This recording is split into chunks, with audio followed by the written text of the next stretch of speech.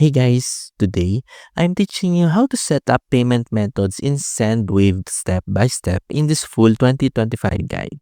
So let's begin. First, open the Sendwave app on your phone and log into your account. If you're new, tap Get Started and set up your profile with your phone number and name. Once you're on the home screen, tap the profile or settings icon, usually in the top right corner.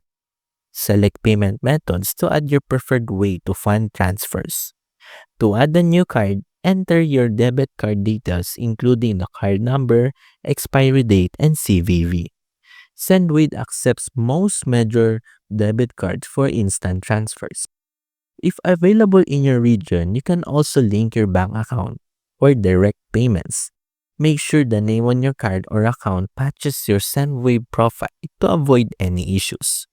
After adding your card, Sendwave will verify it instantly and you'll see it listed under your payment options.